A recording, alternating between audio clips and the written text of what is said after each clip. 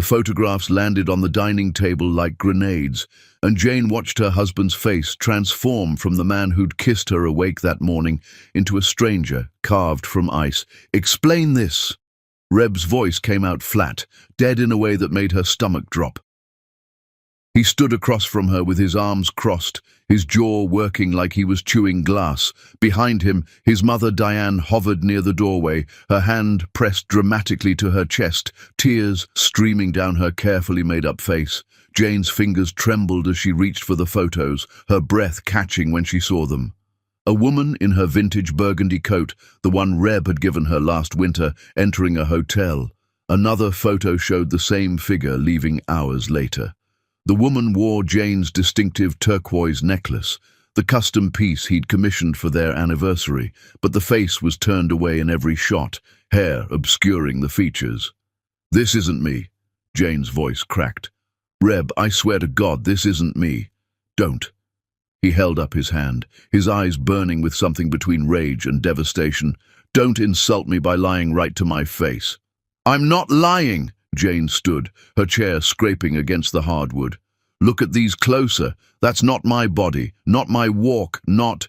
It's your coat, your necklace." Diane's voice slithered across the room, thick with false sympathy. "Sweetheart, the hotel staff confirmed it. The woman who checked in gave your name, signed the register. I saw it myself when I went to verify." "What?" Jane whirled toward her mother-in-law, fury rising through her panic. "Why would you go to a hotel to verify anything? Because I care about my son." Diane moved closer, her performance flawless. "When I heard rumors, whispers at the club about you being seen, I couldn't believe it. I thought perhaps it was mistaken identity, so I went to ask discreetly. The night manager remembered you, showed me the signature in the guest book, your credit card receipt." Jane felt the ground shifting beneath her. "I was at the Children's Literacy fundraiser that night. Call them.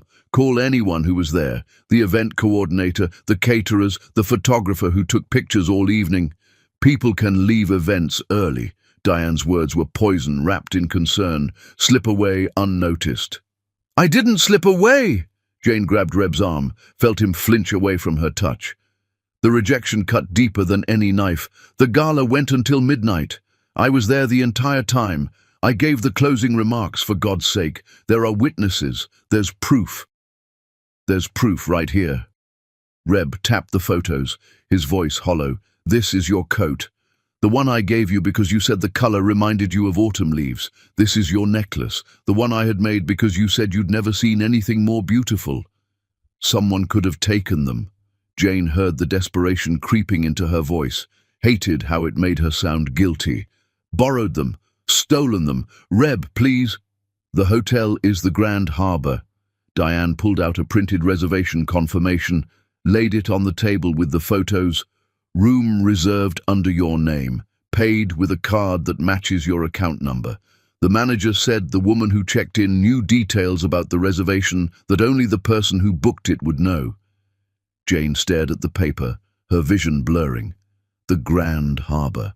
She'd never booked a room there, never used her card for anything like this. But seeing it in print, seeing her name attached to evidence she couldn't immediately disprove, it looked damning even to her own eyes. "I didn't do this." Jane looked up at Reb, willing him to see her truth. "Someone set this up. Someone who had access to my things, my information. Someone who wanted what?" Reb's voice rose for the first time. "What possible reason would anyone have to frame you for something this specific, this elaborate?" Jane's eyes cut to Diane, who stood there with her perfect mask of concern. "Ask your mother." "Don't you dare." Diane's voice turned sharp. "I've tried to welcome you into this family, tried to overlook your background, your lack of... That's enough." Reb held up his hand, but the damage was done. The implication hung in the air, that Jane wasn't good enough, had never been good enough, and this was simply her true nature revealing itself. Reb. Jane moved around the table, tried to close the distance between them. "You know me. You know I would never betray you. We've been talking about starting a family. We've been happy. Why would I throw that away for... I don't know."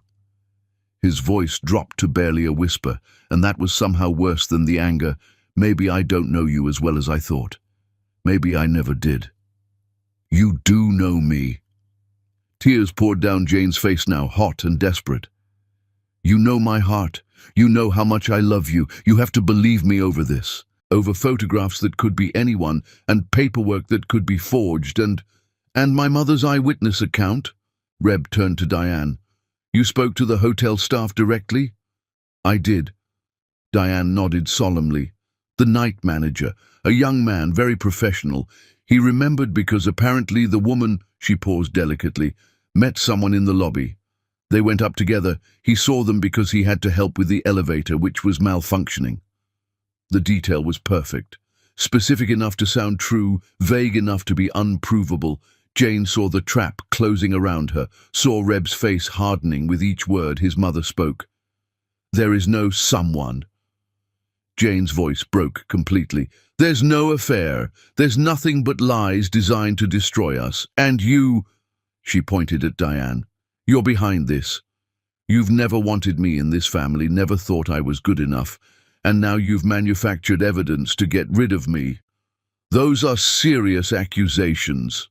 Diane's voice turned ice cold. Slanderous even. I understand you're upset, but attacking me won't change the facts. The facts are that I'm innocent. Jane turned back to Reb, her voice raw with desperation. And if you can't believe that, if you can choose to trust photographs and hotel clerks and your mother over me, then we never had what I thought we did. Reb stood frozen, his face a battlefield of emotions. For a moment, one impossible, hopeful moment, Jane thought he might choose her, might say the evidence didn't matter, that he knew her heart, that they'd figure this out together.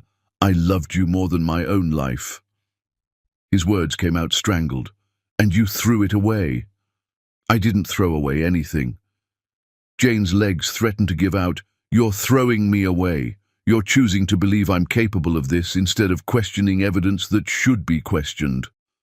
Reb turned toward the stairs, his movements mechanical. I'm packing. I'll send someone for the rest. Don't do this. Jane followed him, her hands outstretched, like she could physically stop him from leaving. Don't walk away without even investigating, without giving me a chance to prove my innocence, without trusting me enough to... Trust. He spun on the stairs, and for the first time she saw tears on his face. You want to talk about trust? I trusted you with everything. My heart, my future, my belief that we were building something real, and you destroyed that. I didn't destroy anything. Jane's voice turned to a scream. Your mother did. She's standing right there watching us fall apart and she's enjoying it. Can't you see that? Reb looked past her to where Diane stood, and for just a second Jane saw doubt flicker across his face, but Diane was ready. I'll leave you two to talk privately. Her voice was soft, wounded. I never wanted to be the one to bring you this pain, Reb. I love you. I only want what's best for you. She gathered her purse, moved toward the door, then paused. Jane, if you truly care about my son, you'll let him go gracefully. Don't make this uglier than it has to be. After she left, Jane and Reb stood in silence. The photographs remained spread across the table, the evidence that would end their marriage. I can't look at you right now. Reb's voice was hollow. Every time I do, I see those photos. I see you with him. I see our marriage as a lie. It wasn't a lie. Jane sank onto the bottom step, her body giving up the fight her voice couldn't. It was real, it is real, and if you walk away now, you're letting her win. You're giving her exactly what she wants. Reb climbed the stairs without responding. Jane listened to drawers opening, closets being emptied, the sounds of their life together being dismantled. She wanted to follow him, to keep fighting, to refuse to let this happen, but exhaustion crashed over her like a wave. When he came back down with his bag, Jane stood. Please, just one more thing. Check my calendar.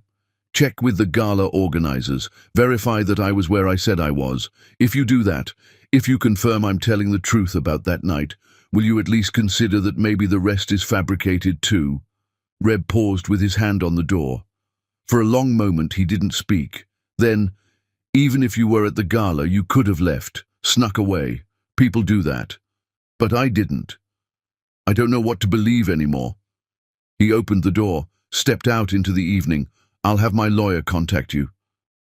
The door closed with a soft click.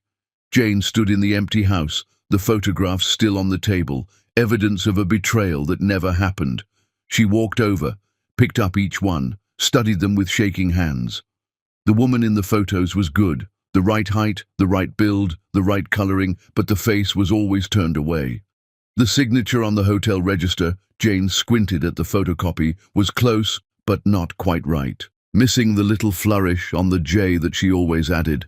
Someone had orchestrated this carefully, stolen or borrowed her coat and necklace, found someone who could pass for her from a distance, paid off the right people to create a paper trail, all to destroy her marriage. And it had worked.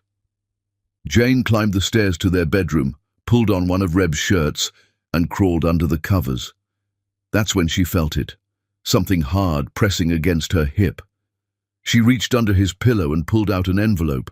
Inside was a note, dated 2 weeks ago, in Reb's handwriting. "My love, I've been terrible at keeping secrets from you, so I'm hiding this where you'll never look. I've booked us a suite at the Grand Harbour Hotel for our anniversary. 3 days, just us, like our wedding night. Can't wait to see your face when I surprise you. Forever yours, R." The Grand Harbour Hotel, the same place in the photographs. The same place his mother claimed Jane had gone to betray him. Diane had known about the surprise, had somehow discovered his plans, and had built her entire scheme around destroying Jane, using the very place Reb had chosen to celebrate their love. Jane's hands shook so violently the note fluttered to the floor. She grabbed her phone, called Reb. Voicemail, called again. Each time, his absence more damning than any photograph. She curled onto her side, his note pressed against her chest, and finally let herself shatter. Her sobs echoed through the empty house, raw and broken and utterly alone. Tomorrow she'd fight this. Tomorrow she'd find a way to prove her innocence. Tomorrow she'd figure out how to survive this nightmare. But tonight, she mourned the death of her marriage and the man who'd chosen doubt over trust, fear over love, and his mother's carefully constructed lies over his wife's desperate truth. Chapter 2. The Exile. The apartment smelled like old paint and someone else's cooking, but it was hers, and that mattered more than Jane had ever imagined it could. She stood in the doorway of the studio, taking in the peeling linoleum, the water-stained ceiling, the single window that overlooked a brick wall. Not exactly the marble countertops and floor-to-ceiling windows she'd left behind, but that house had become a mausoleum, every room echoing with accusations she couldn't fight, every surface contaminated by her mother-in-law's poison. 3 days after Reb left, Jane had packed her essentials into 2 suitcases and walked away from their life together. She'd used the emergency fund she'd secretly maintained, money Reb never knew about, tucked away during their marriage. Not because she'd planned to leave, but because her mother had taught her that a woman should always have an escape route. "Smart girl," her mother had said, when Jane called to tell her what happened. "Come home, let me take care of you." "I can't."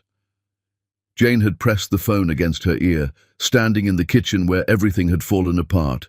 "If I come to you, I'll never prove I can survive this alone." Her mother's silence had been heavy with unspoken words. "I told you his family was trouble. I warned you they'd never accept you, but she'd only said, 'Call me when you're ready.'" That had been 2 weeks ago.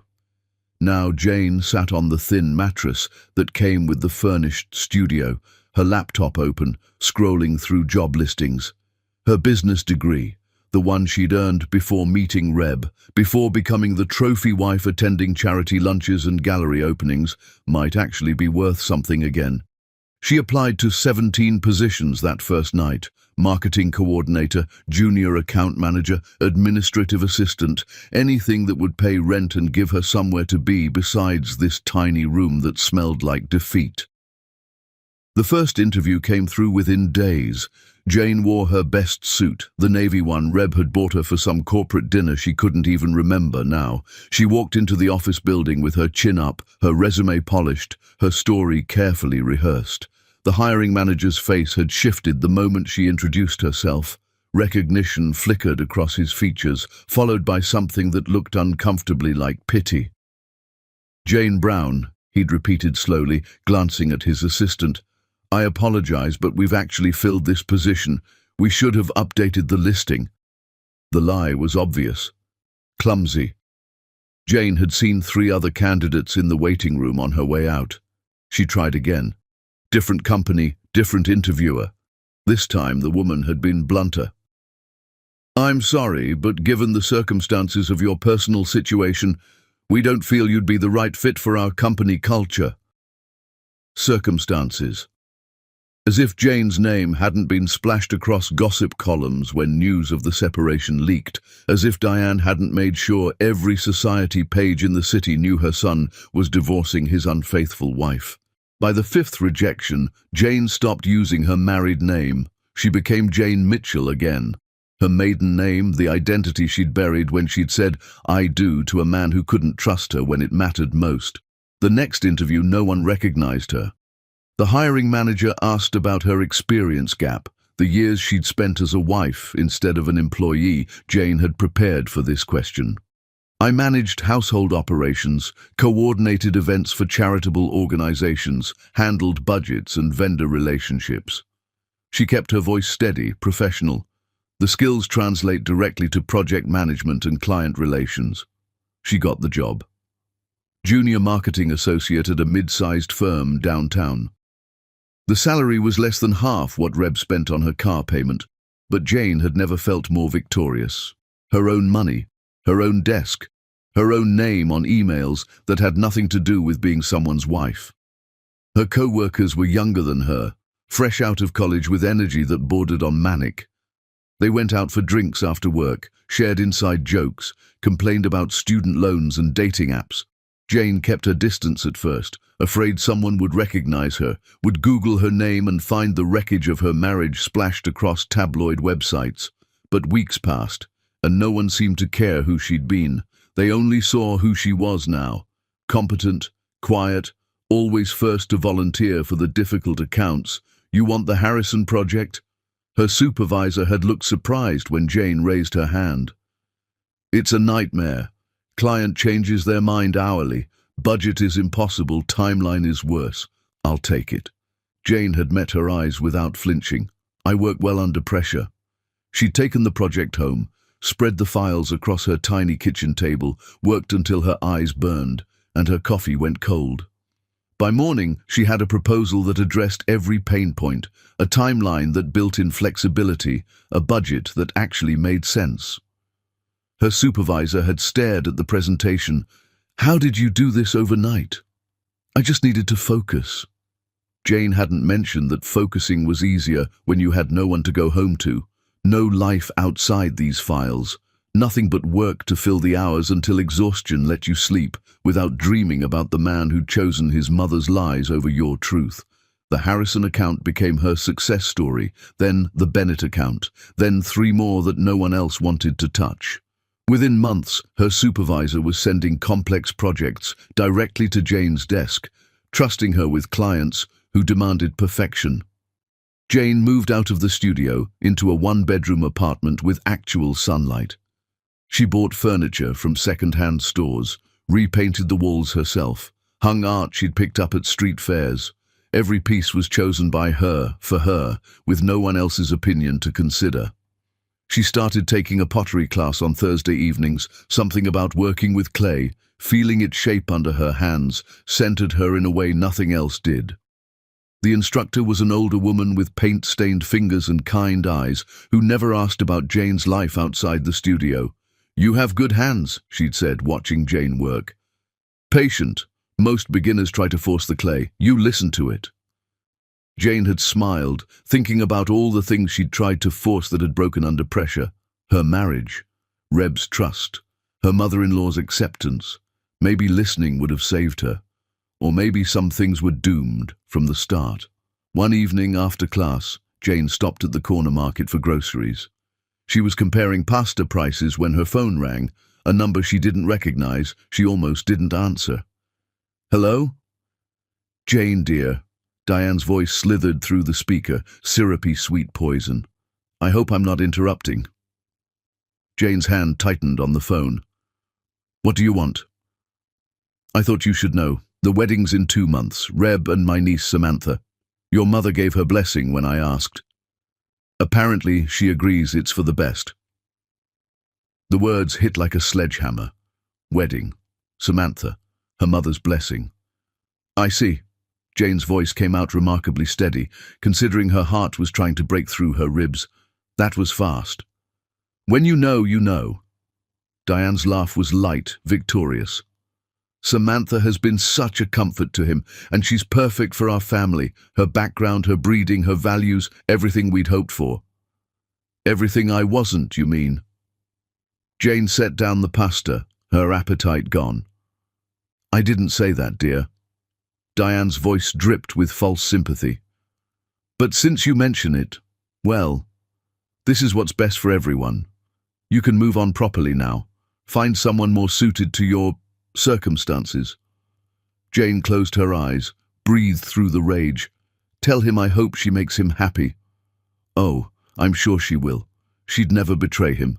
And tell him, Jane paused, choosing her words with surgical precision. Tell him I forgive him for not believing me, because soon he'll have to learn to forgive himself. She hung up before Diane could respond, stood in the middle of the market aisle, with her phone pressed against her chest, breathing carefully around the pain.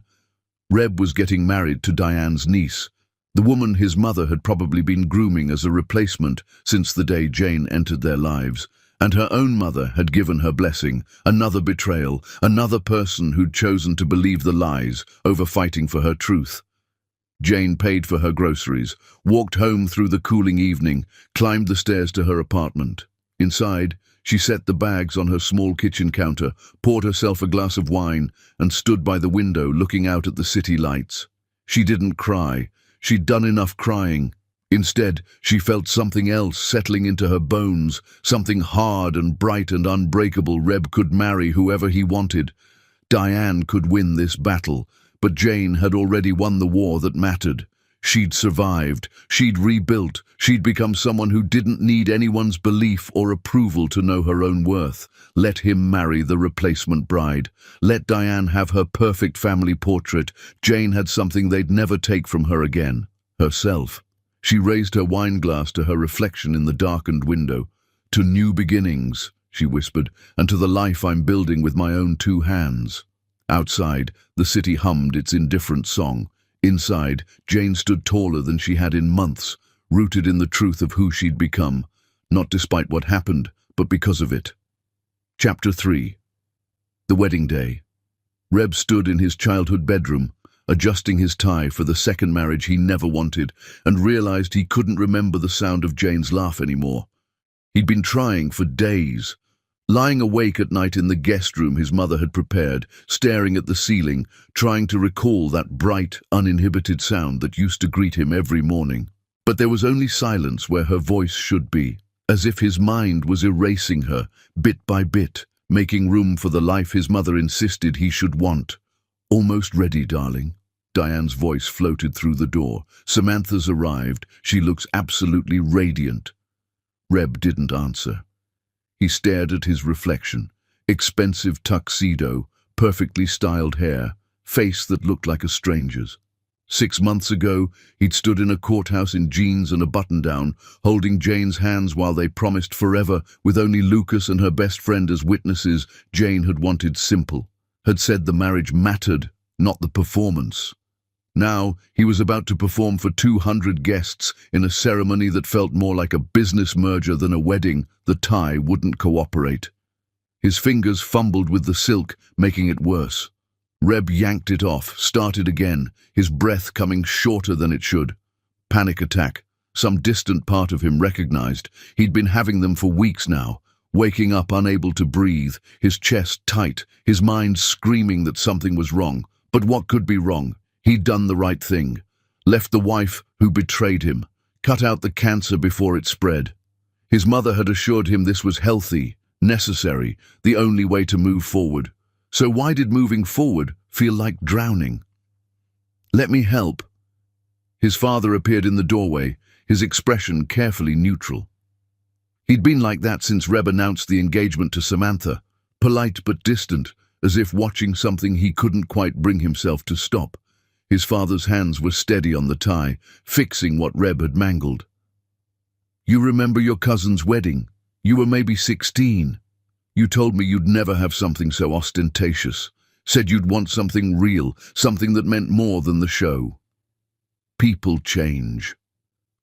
Reb heard how hollow his voice sounded. Do they? His father finished the tie, stepped back. Or do they just get better at lying to themselves? Before Reb could respond, his mother swept in with a photographer. "We need family photos before the ceremony. Reb, darling, try to look happy. You're about to marry a wonderful woman." The morning became a blur of staged moments, Reb with his parents, Reb with his groomsmen, business associates mostly, since Lucas had made himself scarce after Reb announced the wedding. Reb alone, staring pensively out a window in what the photographer called contemplative groom shots. He felt like a puppet, going through motions while someone else pulled the strings. Samantha found him during a break, her wedding dress a confection of white silk and lace that probably cost more than Jane's entire wardrobe. She looked beautiful. Any man would be lucky to marry her. Reb felt nothing. "Hey." She touched his arm, her smile soft. "You okay? You seem a million miles away." "Fine. Just wedding nerves." The lie came automatically. "You don't have to do this, you know." Samantha's voice dropped. "If you're not ready, if you're still, I'm ready." Reb cut her off, unable to hear whatever she'd been about to say. "Let's just get through today." Hurt flashed across her face, but she covered it quickly. "Okay, I'll see you out there." After she left, Reb sank onto the edge of his bed. His childhood bed where he'd slept until college, dreaming about the life he'd build someday, the woman he'd love, the family he'd create. He'd found that woman, Jane, and he'd thrown her away. No, she'd betrayed him. The evidence was clear. The photographs, the hotel records, his mother's eyewitness account. Jane had chosen someone else, had destroyed their marriage with her lies, and her. But Jane's face when he'd confronted her, the genuine confusion, the desperate pleas to investigate, the way she'd looked at his mother like she could see something Reb was missing. Reb shook his head, trying to clear it. These doubts had been plaguing him for weeks. Late at night, he'd pull out the photos, study them. The woman was Jane. Her coat, her necklace, her build. But the face was never visible, always turned away, always shadowed. Why would a woman having an affair be so careful to hide her face? Wouldn't she be less paranoid, not more, in the moment? And the signature on the hotel register, Reb had found a photocopy in his mother's folder. It was Jane's handwriting, mostly, but that little flourish she always added to her J, the one he used to tease her about. It was missing stop. Reb said it out loud, his voice sharp in the empty room. Stop making excuses for her. But they weren't excuses. They were questions, valid questions that he'd been too angry, too hurt, too manipulated to ask when it mattered. Last week Samantha had tried to kiss him. A real kiss, not the chaste pecks they'd exchanged in public. They'd been alone in his apartment, reviewing wedding plans, and she'd leaned in with clear intent. Reb had frozen, pulled away, made some excuse about wanting to wait until after the wedding. The truth? He couldn't imagine being intimate with anyone who wasn't Jane. Couldn't stomach the thought of another woman's hands on him, another woman's body against his. Even now, months after Jane had supposedly betrayed him, his body only responded to memories of her. Pathetic. Reb stood, paced to the window below. The garden was being transformed into a ceremony space. White chairs arranged in perfect rows, flower arrangements that probably cost more than most people's cars, a string quartet warming up near the arbor. Everything his mother had wanted for his first wedding. Everything Jane had gently refused, preferring their simple courthouse ceremony. I wanted to marry you, not perform for your family. Jane had said when his mother suggested a big wedding. "I want us to start our life together, not put on a show." And Reb had loved her for that, for seeing through the performance to what mattered underneath. So what was he doing now? Performing for 200 guests? Marrying a woman he didn't love because his mother approved of her background, her breeding, her willingness to be molded into the perfect daughter-in-law? A knock. Lucas burst through the door before Reb could respond, his face flushed, his shirt untucked, despite the formal occasion. He held a manila folder like it was a live bomb. "We need to talk." Lucas's eyes were wild. "Right now, before you make the biggest mistake of your life." "I already made that."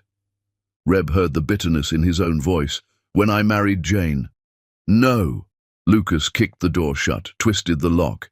"You made it when you believed your mother's lies." The room tilted. "Lucas, what are you?" "I hired a private investigator on my own because I couldn't watch you do this without being sure." Lucas thrust the folder into Reb's hands. "Look at it, all of it, before you walk down those stairs." Reb's fingers went numb. "I don't want to see." "You need to see it." Lucas's voice cracked. "Please, Reb, I'm begging you, just look." Inside were photographs, different from the ones his mother had shown him. These showed the hotel, but from a different angle, a woman entering, wearing Jane's coat and necklace.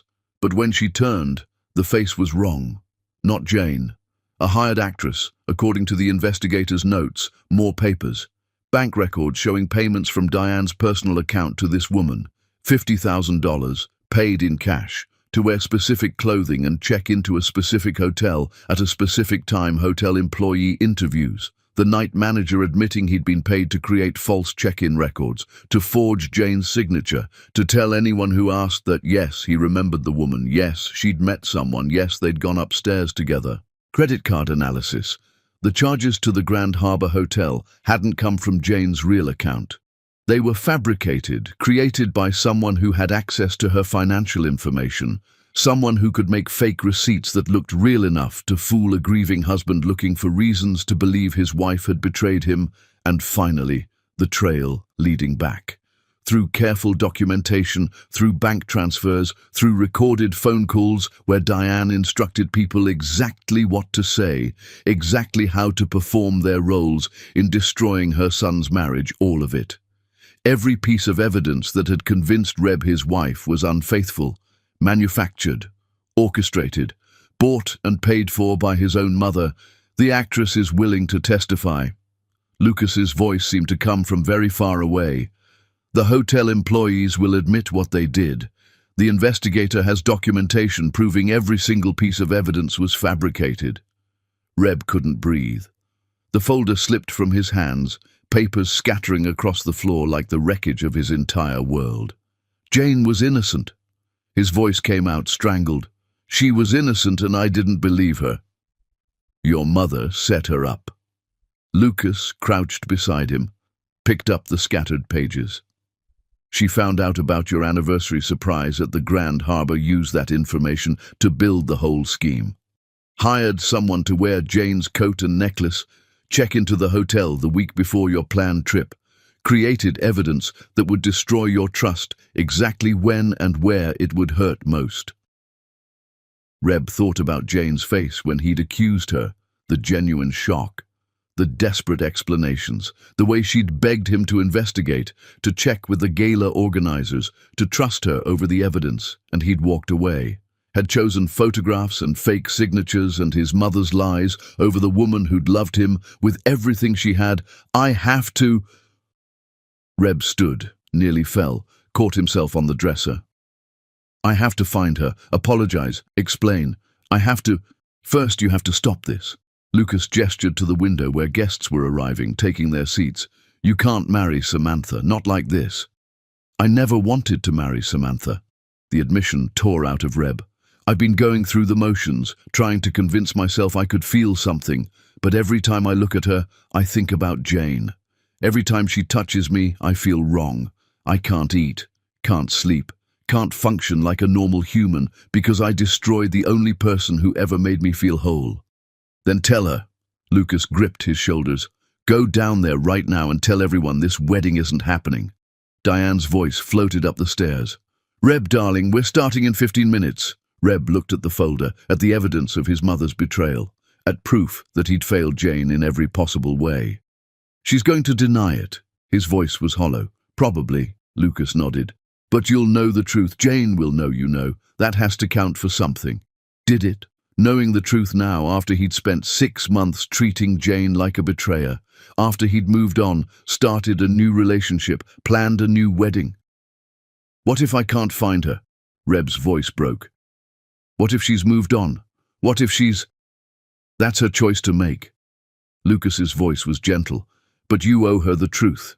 You owe her this." He gestured to the folder. "Evidence that she was right, that you were wrong, that she deserves better than what you gave her." Reb walked to his closet, pulled out his wallet. Inside was a photo, Jane laughing at something off camera, her face radiant, her eyes full of joy. He'd carried it every day, even after walking out, even after deciding to marry someone else, unable to fully let her go. "I love her." The words hurt. "I never stopped loving her." "I know." Lucas squeezed his shoulder. "So go fix this, however long it takes, whatever it costs. Go make this right." Reb took the stairs 2 at a time, Lucas following. The house was full of guests mingling, champagne flowing, soft music playing. His mother stood near the bottom of the stairs, speaking with the wedding planner, her face glowing with satisfaction. She looked up as Reb descended, her smile widening. "There's my handsome groom. Everyone's ready for— Tell them to leave." Reb's voice cut through the cheerful noise. Conversations died, heads turned. "Tell everyone to go home." Diane's smile faltered. "Sweetheart, what are you—" "I know what you did." Reb held up the folder. "I know about the actress, the bribed hotel staff, the forged signature, the fake credit card receipts, all of it." His mother's face went carefully blank. Around them, guests pressed closer, phones emerging from pockets, capturing every moment of the Brown family implosion. "I have no idea what you're talking about." Diane's voice was ice. "Reb, you're clearly having pre-wedding nerves. Let's discuss this privately." No more private discussions. Reb moved past her toward the center of the room. "No more lies. No more manipulation. You destroyed my marriage because you couldn't stand that I'd chosen someone without your approval. That woman wasn't suitable for this family." Diane's composure cracked slightly. "I did what was necessary to protect you." "You didn't protect me." Reb's voice rose. "You destroyed the only person I ever loved. You manufactured evidence to make me think she'd betrayed me. You orchestrated everything perfectly because you knew my weaknesses, knew I'd believe physical proof over emotional truth, knew you could manipulate me into abandoning my wife." Samantha appeared from somewhere, her wedding dress rustling, her face confused and hurt. "Reb, what's happening?" "I'm sorry." He turned to her, seeing for the first time how young she looked, how uncertain. "You deserve better than being a pawn in someone else's game. I can't marry you. I don't love you. I love someone else, someone I failed completely, and I need to spend whatever time I have left trying to make that right." Samantha's eyes filled with tears, but she nodded. "I knew. I think I always knew. I just hoped—" She trailed off, then straightened her shoulders.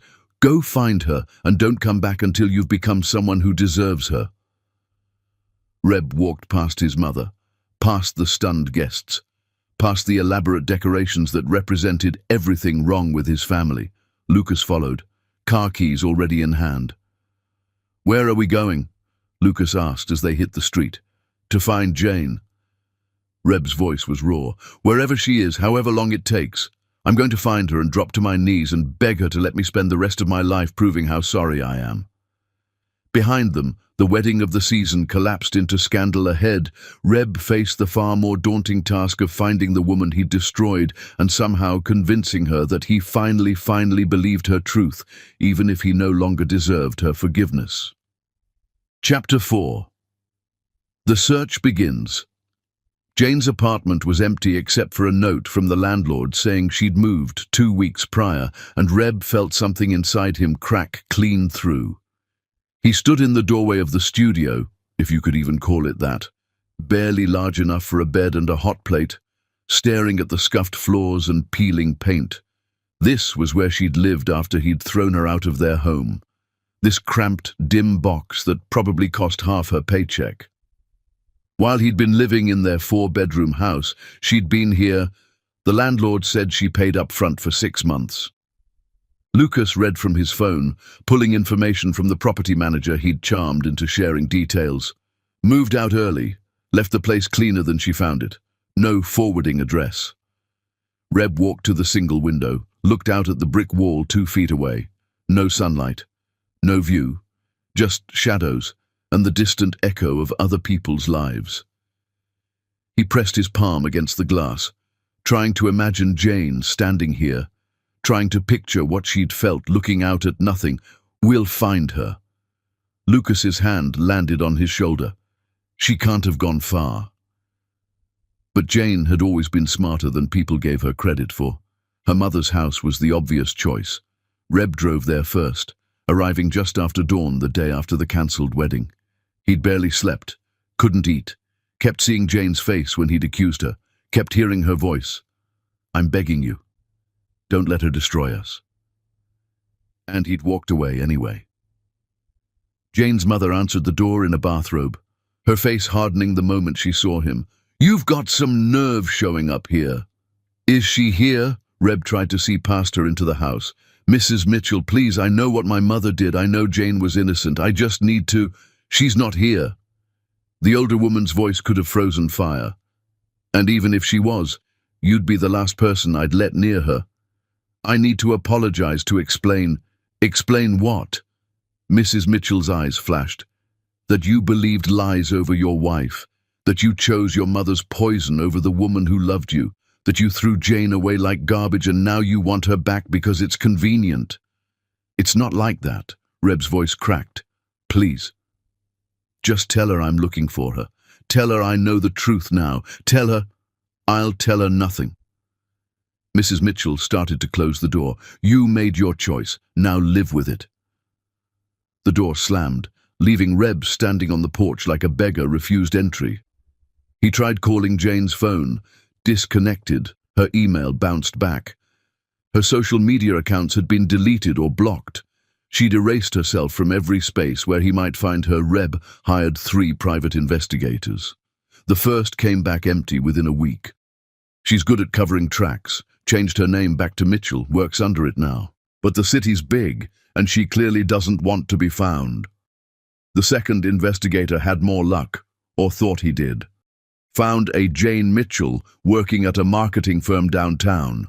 But when I showed up to verify, the receptionist said she'd called in sick, didn't come back for 3 days. I think someone tipped her off. The third investigator was the most honest. "Mr. Brown, she knows you're looking. Every time we get close, she moves, changes her routine. It's like she's always one step ahead. Either she's incredibly lucky or someone's helping her." Lucas. It had to be. Reb confronted his best friend over whiskey in his empty house. "Are you telling her I'm coming?" Reb kept his voice level, though his hands shook around his glass. "Are you helping her hide from me?" "No." Lucas met his eyes. "But I'm not helping you either. She deserves to decide when and if she wants to see you again. You don't get to force that." "I just want to apologize."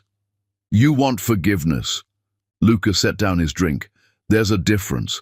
One is about her healing, the other is about yours."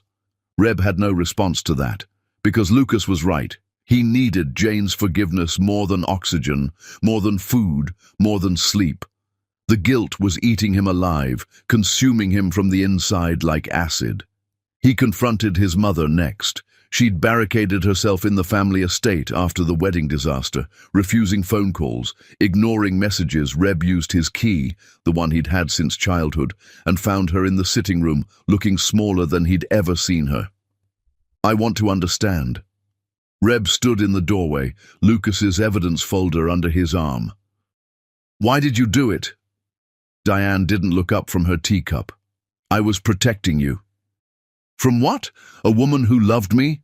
A happy marriage?" from a woman who wasn't suitable for this family. Diane's voice was cold, clipped. She came from nothing, had no connections, no breeding, no understanding of our world. She would have held you back, embarrassed you. Eventually, I simply accelerated the inevitable. She was my wife. Reb moved into the room, his anger a living thing. I chose her, I loved her, and you destroyed that because you didn't think she was good enough. I did what mothers do. Diane finally looked at him, her eyes hard. I protected my child from making a mistake that would haunt him forever. The only mistake haunting me is believing you. Reb dropped the folder on the coffee table. I want you to know something. Dad's divorcing you. He told me this morning, said he can't live with what you've done, and I'm never speaking to you again. Not at holidays, not at family events, not if you're dying and I'm the last person on earth. Diane's composure cracked. Reb, you can't mean... I mean every word. He headed for the door, then paused. I hope it was worth it. Your perfect family vision, because you've lost everything real in pursuit of an illusion. He left her sitting there, her teacup trembling in her hands. The evidence of her crimes spread across the table like a verdict, but cutting off his mother didn't bring Jane back, didn't undo the damage, didn't erase the look in her eyes when he'd refused to believe her. Days became weeks. Reb stopped sleeping more than a few hours, surviving on coffee and guilt. He'd show up at his office but couldn't focus. His business partners noticed, started taking over his accounts, having quiet conversations about his fitness to lead. He didn't care. None of it mattered without Jane. At night he'd drive through the city, looking for her face in crowds. Dark hair, her height, the way she moved. He'd slam on brakes, abandon his car, chase strangers who turned out to be no one he knew. He wrote letters he couldn't send. Apologies that piled up on his desk, each one inadequate, each one failing to capture the magnitude of his betrayal and his regret. You're destroying yourself, Lucas said one evening, finding Reb in his office at midnight, surrounded by crumpled drafts. She's moved on. You need to accept that. How? Reb looked up, his face gaunt. How do I accept that I ruined the best thing in my life? That I chose my mother's lies over Jane's truth? That somewhere out there she's living with the pain I caused, and I can't even say I'm sorry? You grieve. Lucas sat across from him. You learn to live with what you've done, and maybe, eventually, you become someone who would never make that mistake again. But Reb didn't want to grieve. He wanted to fix this. Wanted to find Jane and drop to his knees and beg until she believed how sorry he was, how wrong he'd been, how completely he'd failed her. Except Jane was gone, vanished into the city like smoke, and Reb was left with nothing but regret and the growing certainty that he deserved every sleepless night, every moment of guilt, every hour of not knowing if she was okay. He'd made his choice when it mattered. Now he had to live with the consequences. On day 30 of searching, Reb sat in his car outside Jane's old apartment building, the one she'd left weeks ago. He'd been there before, multiple times, hoping she might return for some forgotten belonging she never did. As night fell, Reb rested his forehead against the steering wheel and finally broke. The sobs came from somewhere deep, wrenching and ugly and raw. He cried for Jane, for what they'd had, for what he'd thrown away.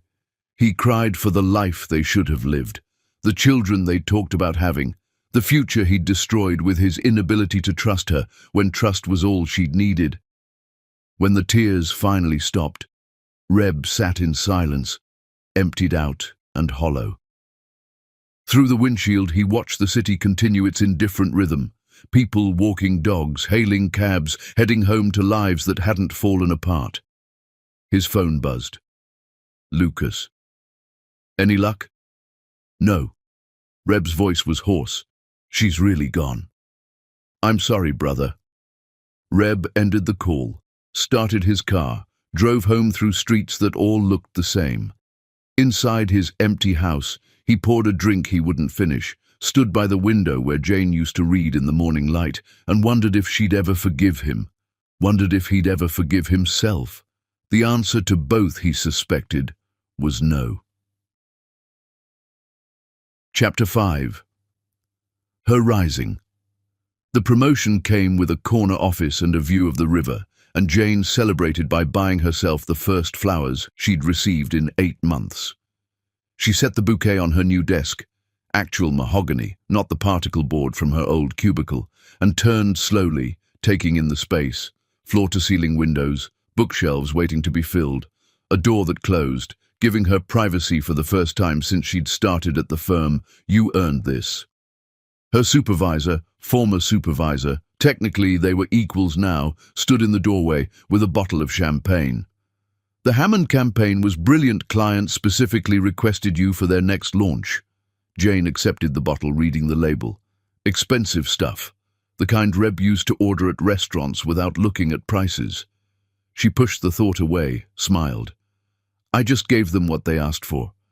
You gave them what they didn't know they needed. That's the difference between good and great. Her colleague raised an imaginary glass. Welcome to senior management, Jane. Try not to let the long hours and impossible demands destroy your soul. After she left, Jane stood by the window, watching boats move along the river. Senior account manager, her name on the company website, a salary that let her actually save money instead of living paycheck to paycheck. She'd done this. Built this career from nothing, from a failed marriage and a tiny apartment and applications that got rejected because her soon-to-be ex-husband's family had poisoned her reputation. She'd clawed her way up through competence and long hours and saying yes when everyone else said no. That evening, her pottery instructor congratulated her with a hug that smelled like clay dust and turpentine. I knew you had it in you. That focus, you've got the discipline of someone who's learned to channel pain into creation. Jane's hands shaped the clay on her wheel, feeling it respond to pressure, to heat, to her vision of what it could become. Is that what I'm doing? Isn't it? The older woman sat beside her, starting her own piece. You came here broken. Now you're whole, different than before, but whole. Different was the right word. The woman Jane had been, Reb's wife, dependent on his income and his name and his belief in her, was gone. In her place was someone harder, sharper, self-sufficient in ways she'd never needed to be before. She'd started dating David a month ago. They'd met at a gallery opening. Jane had gone alone, refusing to let her lack of a +1 keep her from enjoying art. He'd been standing in front of the same painting, an abstract piece that looked like chaos but felt like order underneath. What do you see? He'd asked without preamble. A structure trying to break free of itself. Jane had tilted her head, studying the harsh lines cutting through softer colors. Or maybe breaking free was the structure all along. David had smiled, introduced himself, asked if she wanted to discuss it over coffee. Nice smile. Safe eyes. The kind of man who held doors and paid for dinner and texted to make sure she got home safely. They'd been seeing each other regularly since dinner twice a week, movies on Sundays. He'd met her pottery instructor, had sat through one of her classes watching her work, asking intelligent questions about technique and temperature. He's lovely, her instructor had said after David left. Very attentive. He is. Jane had focused on her clay, not mentioning the absence of electricity when David kissed her goodnight, the way she felt pleasant but not passionate when his hand found hers across restaurant tables. He was safe. That was the appeal. David would never accuse her of betrayal without proof, would never choose someone else's lies over her truth, would never look at her with the devastating mix of love and rage that Reb had shown when he'd walked out. But he also never made her feel like the world could end and restart with a single look, never made her laugh so hard her sides hurt. Never knew her well enough to finish her sentences or read her moods from across a room. You seem distracted lately, David mentioned over dinner at their usual Thursday spot. Everything okay at work? Fine. Great, actually. The promotion's official now. Jane smiled, meaning it. Just adjusting to the new responsibilities. We should celebrate. Maybe that bed and breakfast upstate you mentioned? David reached across the table, his thumb stroking her knuckles. Could be nice. Get away for a weekend. Something in Jane's chest tightened.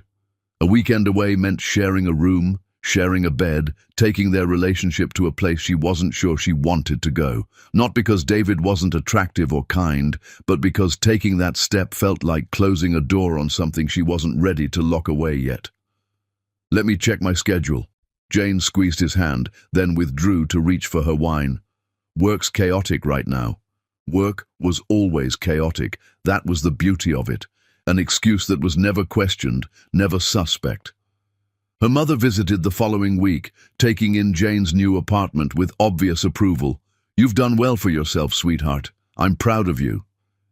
"Thanks, Mom." Jane poured tea, setting out the good cups she'd bought specifically for these visits. "It's been good, finding my footing." "And this David?" Her mother's eyes were sharp. "He makes you happy?" Jane hesitated a beat too long. Her mother noticed. She always did. "He makes me feel safe." Jane settled on honesty. "That counts for something." "It does." Her mother sipped her tea. "But safety isn't the same as joy. You remember that." The words lingered after her mother left. Safety versus joy. Stability versus passion. The smart choice versus the one that set your soul on fire and left you in ashes when it burned out. Jane was in the middle of reviewing a campaign proposal when her phone buzzed, a text from a friend. "You'll never guess who I just saw." Below was a photo, blurry and taken from a distance. A conference lobby, crowds of people in business attire, and there, captured in profile, unmistakable, even half hidden behind other attendees. Lucas, Reb's best friend, his brother in everything but blood. The man who'd stood up at their wedding, who'd given a toast about soulmates and forever, who'd probably stood up at the cancelled wedding too. If Lucas was here, in her city, at a marketing conference. Jane's hands went cold. She scanned the conference attendee list on her laptop. There. 3 names down from Lucas's. Reb Brown, Brown Industries. He was here, in the same building, possibly the same floor. She should leave, grab her laptop, make an excuse, disappear into the city before any chance encounter could happen. That was the smart move, the safe move. But something in her, some stubborn piece that refused to run anymore, kept her seated. She'd built this career, earned her place at this conference. She wouldn't surrender her ground because her ex-husband happened to occupy the same space. The afternoon panel ended. Jane gathered her materials, prepared to navigate the networking reception where connections were made and careers were advanced. She stepped into the hallway, joining the flow of attendees heading toward the ballroom, and locked eyes with Lucas across 30 feet of crowded lobby. His face went through several emotions at once. Shock, recognition, something that might have been guilt. He took a half step toward her, mouth opening like he might call her name. Jane turned on her heel and walked the opposite direction, her heart pounding against her ribs. She didn't run, didn't panic, just moved with purpose through the crowd, found a side exit and disappeared into the cooling evening air. Outside, she leaned against the building, breathing carefully around the tightness in her chest. Seeing Lucas had been like ripping off a barely healed scab. All the memories flooding back. Reb's face when he accused her, the feeling of her world crumbling, the months of rebuilding herself piece by painful piece. Jane. She spun. But it wasn't Lucas standing there, just a colleague from her firm, smiling innocently. "Didn't realize you'd be here. Want to grab a drink at the hotel bar?" "Rain check." Jane forced her professional smile into place. "Early meeting tomorrow." She walked to her car, drove home through familiar streets, climbed the stairs to her apartment. Inside, she locked the door, set down her things, and stood in the center of her living room, feeling the weight of almost running into Reb. Because that's what seeing Lucas meant. Reb was close, in her city, in her space, and Jane couldn't decide if that made her want to run faster or finally stop running and face whatever came next. That night, David texted goodnight with his usual string of heart emojis. Jane replied with a single heart, then set her phone down and stood by her window, looking out at the city lights. Somewhere out there, Reb was looking at the same sky, breathing the same air, maybe thinking about her the way she was suddenly, unwillingly, thinking about him. Jane pressed her forehead against the cool glass and made herself a promise. Whatever happened next, whoever found whom, she wouldn't be the woman who'd begged for belief and been denied. She'd be the woman who'd survived, who'd rebuilt, who'd become someone worth respecting, even if part of her still ached for the man who'd failed to trust her when trust was all she'd needed. Chapter 6. The Confrontation. When Reb walked into Jane's office building lobby, Lucas had finally cracked and given him her location. He looked like a man who'd forgotten how to sleep, and Jane felt her carefully built walls tremble. She was heading to a meeting, files under one arm, coffee in the other hand, mentally reviewing the presentation she'd spent all morning perfecting. The elevator doors opened, and there he stood, in her building, 10 feet away.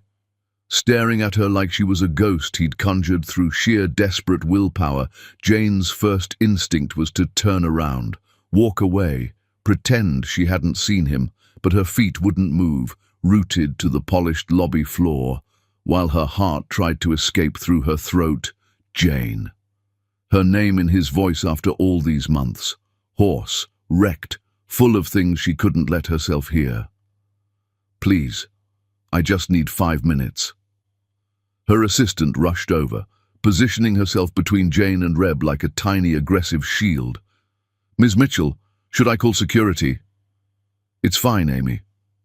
Jane heard her own voice from somewhere far away, remarkably steady considering the earthquake happening inside her chest. I'll handle this. She led Reb to a conference room off the main lobby. Glass walls, visible to everyone passing by. Safe, public. No room for the kind of emotional devastation that could happen behind closed doors. They sat across from each other at the polished table. Jane set down her files with deliberate care, her coffee placed precisely on a coaster. Small actions, controlled movements, anything to keep her hands from shaking. Reb looked terrible. Gaunt face, shadows under his eyes, his suit hanging looser than it should.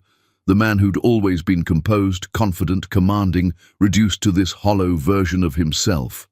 Good. Some vicious part of her thought, let him suffer like I did.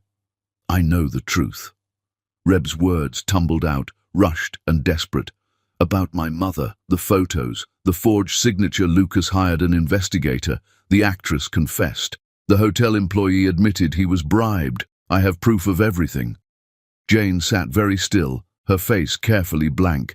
Congratulations, you discovered what I told you from the beginning. Jane, I'm so sorry. I should have believed you, should have trusted you over the evidence, should have... But you didn't. Her voice came out surgical, precise. You chose to believe I'd betray you, that I'd throw away our marriage for a stranger, that I'd lie to your face while you accused me. I was wrong.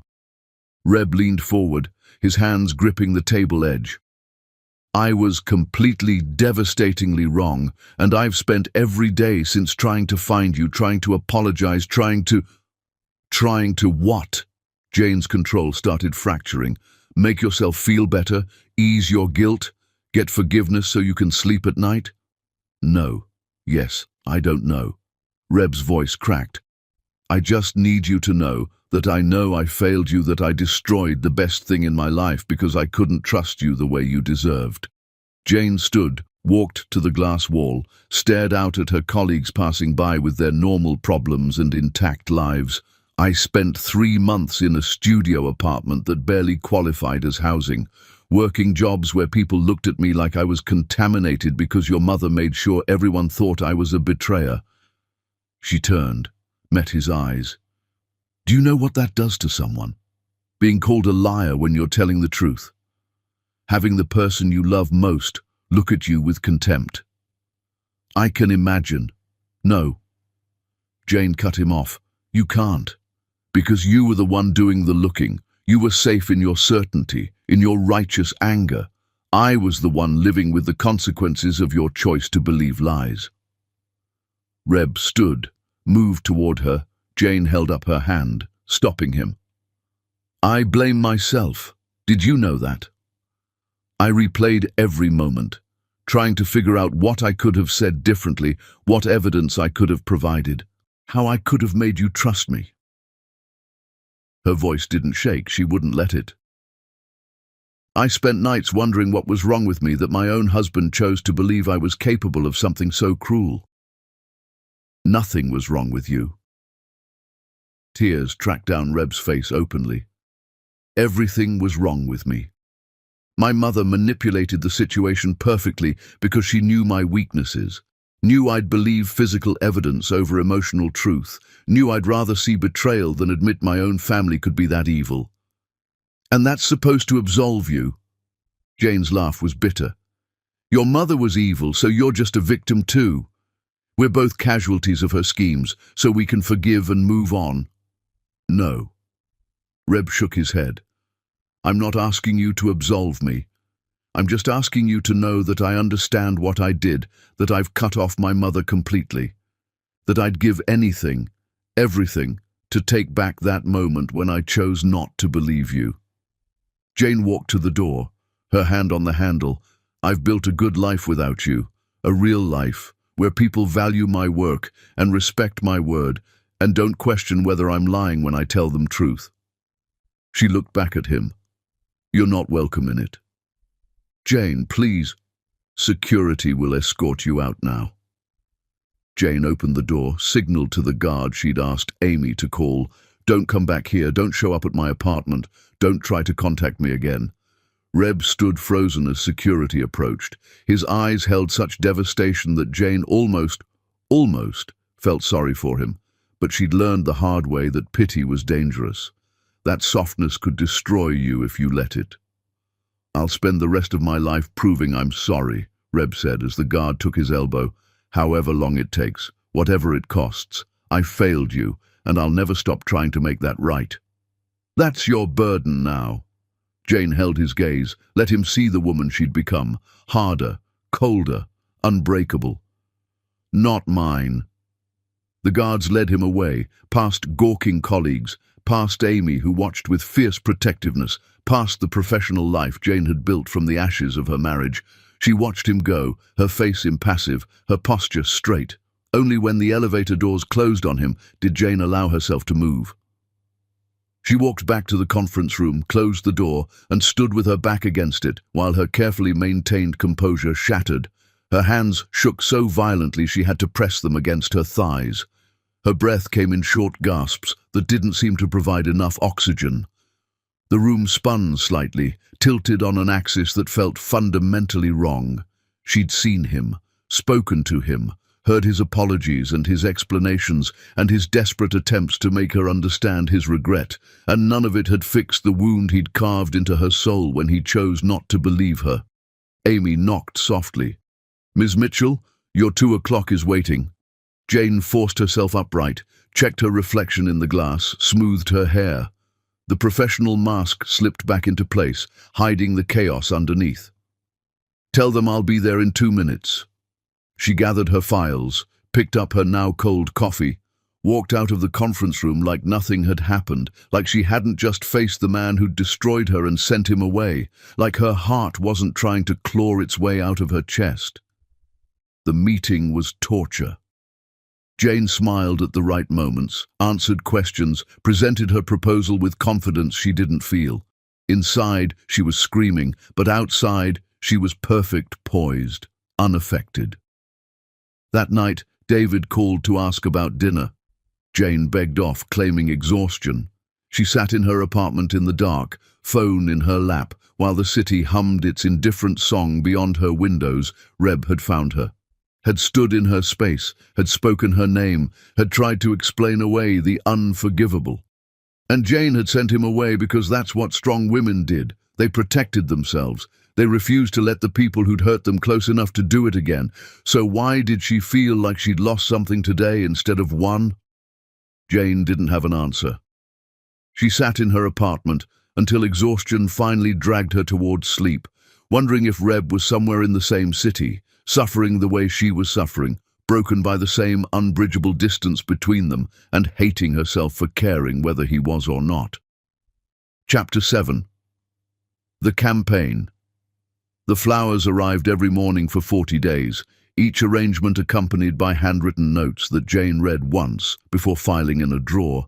She told herself she'd throw away tomorrow, day one. I'm not asking for anything, just want you to know I'm thinking of you. Day 5. Donated to the Literacy Foundation in your name. Remember when you spent every Saturday reading to kids at the shelter? They still ask about you. Day 12. I sold the house, couldn't live in the place where I failed you so completely. Day 23. My father divorced my mother. I haven't spoken to her in months. You were right about her all along. Day 37. You taught me that love means believing someone even when the evidence suggests otherwise. I failed that lesson. I'm sorry, I never deserved the way you loved me.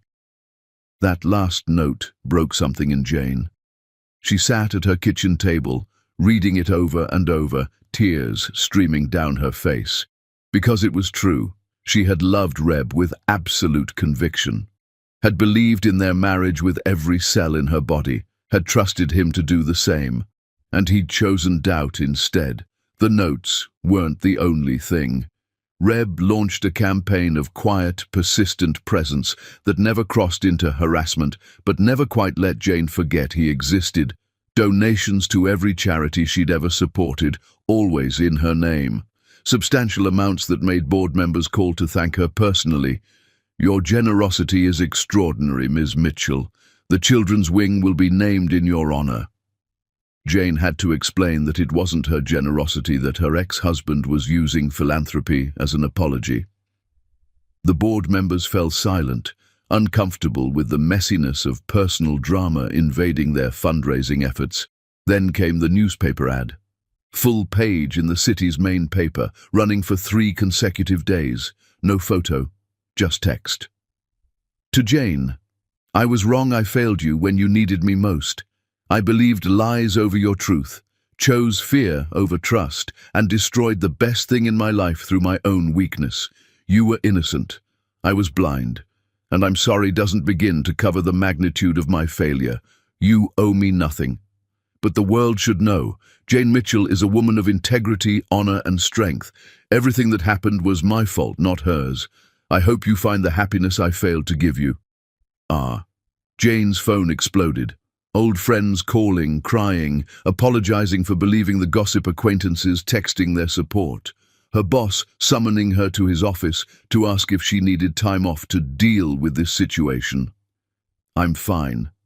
Jane kept her voice level, professional. My personal life won't affect my work. But it did affect her. How could it not? Everywhere she went, people whispered, pointed, some with sympathy, some with curiosity, all of them making her private pain public entertainment. David noticed, of course. He'd been patient with her distance, hadn't pushed when she'd postponed their weekend away. But seeing Reb's public apology seemed to crystallize something for him. He's trying to win you back. David said it matter-of-factly over dinner at their usual spot. All the flowers, the donations, this newspaper thing, he's mounting a campaign. I know. Jane picked at her food, appetite gone. I'm not interested. Aren't you? David's eyes were sad, but knowing, because you keep all the notes. I saw the drawer last week when I was looking for coffee filters. You've saved every single one. Jane set down her fork. I shouldn't have. Maybe. David reached across the table, took her hand. Or maybe you're not as over him as you want to be. I am. Jane heard the lie even as she said it. He destroyed me, David, chose his mother's poison over my truth. That's not something you forgive. Isn't it? David squeezed her fingers gently. People make mistakes. Terrible ones sometimes. And sometimes those people spend the rest of their lives trying to make it right. Why are you defending him? Jane pulled her hand back, confused and a little angry. You're supposed to be on my side. I am on your side. David's voice was gentle, which is why I'm telling you the truth. You're not here with me. Not really. Part of you is still with him, still hurt by him, still somethinging about him. And that's okay. but it's not fair to either of us to pretend otherwise." Jane stared at her plate, unable to deny what he was saying, because he was right. She'd been performing this relationship, playing the role of a woman who'd moved on when really she was just existing in a state of careful numbness. "I'm sorry." Jane's voice came out small. "You deserve better than someone who's still broken." "You're not broken." David smiled sadly. "You're healing. There's a difference. But I think you need to finish healing before you can be with anyone, including me." They finished dinner in quiet companionship, both knowing this was an ending. Outside the restaurant, David kissed her forehead. "For what it's worth, I think you should talk to him. Not because he deserves it, but because you deserve to say whatever you need to say, without me standing in the way." Jane watched him walk away, feeling guilty and relieved in equal measure. Another good man exiting her life, another casualty of her inability to fully let go of the past. That night she sat on her bedroom floor with the drawer of notes spread around her. 40 little pieces of paper, 40 apologies, 40 attempts to bridge the unbridgeable. One note she picked up again and again. The one about love, meaning belief in the face of contrary evidence. About failing that lesson. About never deserving how she'd loved him. Jane held a match to the corner, watched the paper catch fire. Then another note. Another. She burned them all in her sink, watching the words turn to ash and smoke, purging her space of his presence, his words, his persistent attempts to earn forgiveness he didn't deserve. All except that last one. That one she folded carefully, tucked back into the drawer, and closed away where she wouldn't have to look at it. Tomorrow she'd throw it away too. Tomorrow she'd finish this purging and move forward cleanly, without the weight of Reb's regret anchoring her to a past that no longer existed tomorrow.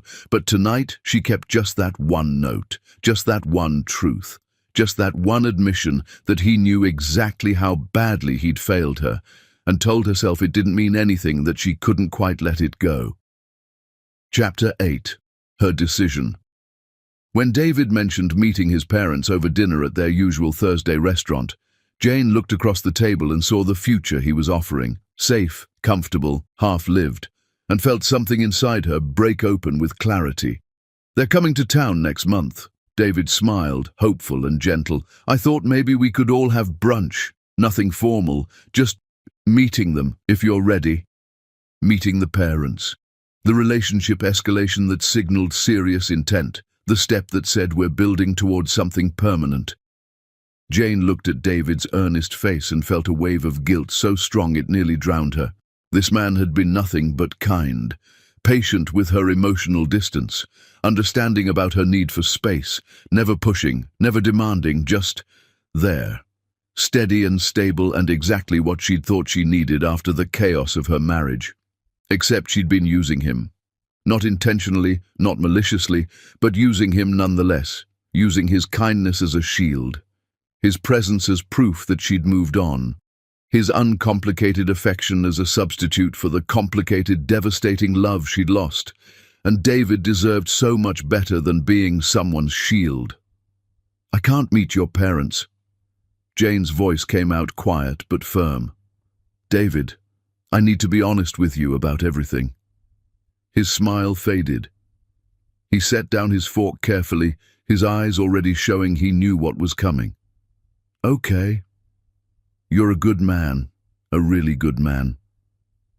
Jane folded her hands in her lap to keep them from shaking. "You've been patient and understanding, and you've never asked for more than I could give. But that's the problem. I can't give you what you deserve. Which is someone who lights up when you walk in the room." Jane forced herself to meet his eyes. Someone whose heart races when you touch them. Someone who's actually present in this relationship instead of performing it. David was quiet for a long moment. "You're still in love with him?" "No." Jane shook her head, then stopped. "I don't know. Maybe. But that's not the point. The point is, I'm not in love with you, and I've been pretending I could be. Or that maybe love would grow if I just gave it enough time.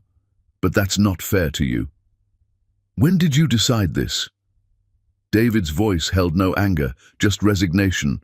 Or have you known all along? I've suspected. Jane's hands twisted in her lap.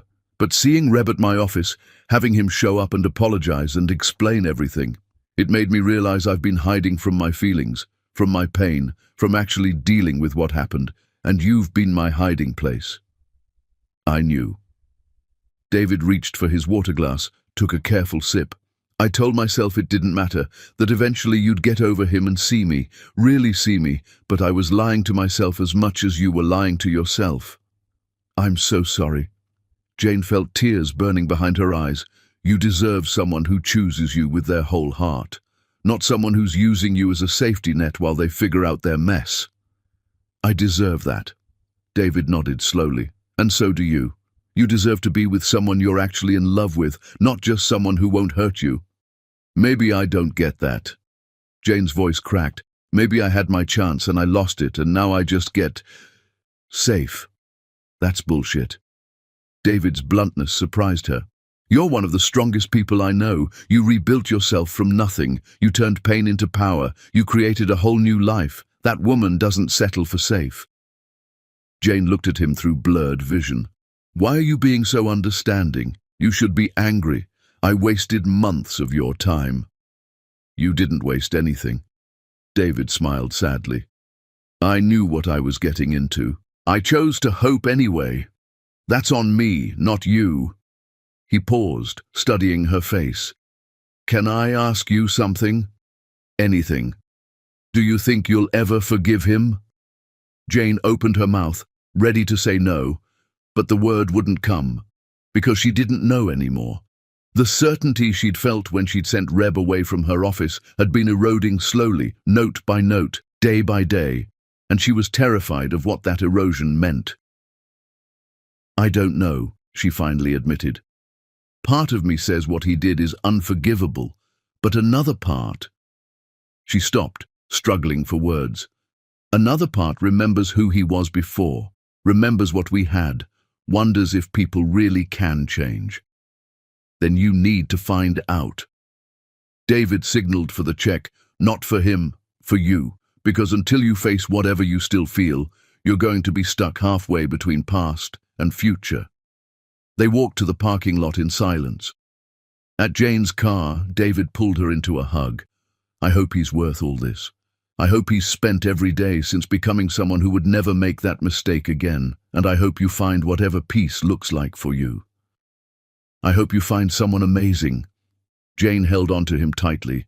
Someone who sees you first, loves you completely, and doesn't need to heal before she can appreciate you. She's out there. David stepped back, his eyes already distant. Take care of yourself, Jane. She watched him drive away, this good man she'd tried and failed to love. Then she sat in her car in the cooling evening, hands on the steering wheel, staring at nothing. David was right. She'd been hiding, using him as proof that she'd moved on when really she'd just been avoiding the harder work of actually processing what happened, of facing the question she'd been running from since Reb walked out of their house. Could she forgive him? Should she forgive him? Did she even want to? Jane started her car, drove home through familiar streets, climbed the stairs to her apartment. Inside, she went straight to her bedroom, pulled open the drawer where she'd kept the last note. The one she hadn't burned, the one she couldn't quite let go. You taught me that love meant believing in someone even when the evidence said otherwise. I failed that lesson. I'm sorry, I never deserved the way you loved me. She read it 5 times, 10. Let the words sink in, let them settle into the cracks of her carefully maintained anger. He knew. Reb knew exactly what he'd done wrong, knew exactly what she'd needed from him and what he'd failed to give. And he was living with that knowledge every day, just like she was living with the pain of his failure. Maybe that didn't change anything. Maybe knowing you failed someone wasn't enough to earn forgiveness. Maybe the damage was too deep, too fundamental, too devastating to ever truly heal. Or maybe hurt people who acknowledged their hurt and tried to be better deserved a chance to prove they'd changed. Jane didn't know. She sat on her bedroom floor, the note clutched in her hands, and let herself feel everything she'd been suppressing. The anger, the betrayal, the grief for what they'd lost, but also the love that hadn't quite died, no matter how hard she'd tried to kill it. She'd loved Reb once with everything she had, and he'd failed her. Completely, devastatingly, in the worst way possible, but he'd also spent months trying to make it right, trying to prove his regret, trying to become someone worthy of her forgiveness. Was it enough? Could it ever be enough? Jane folded the note carefully, placed it back in the drawer, and made a decision. She would stop hiding, stop running, stop using her anger as armor. She would face whatever she still felt for Reb, and then, only then, would she decide if forgiveness was possible or if some wounds were too deep to ever fully heal. Tomorrow she'd start.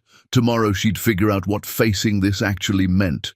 Tonight, she let herself grieve for David, for the safety she was giving up, for the easier path she was choosing to abandon in favor of the harder truth.